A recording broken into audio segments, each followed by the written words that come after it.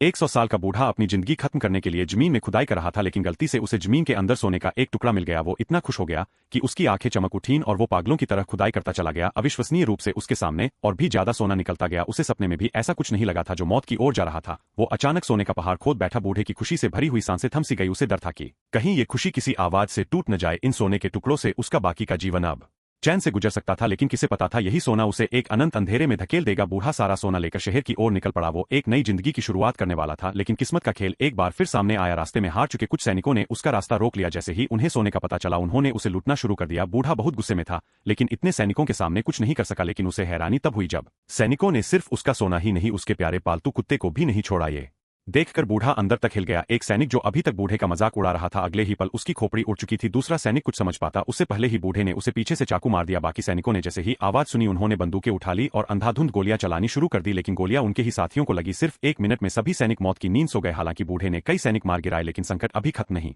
हुआ था, क्योंकि दूर से टैंकों की आवाज आ रही थी। बूढ़ा घबराया और भाग निकला।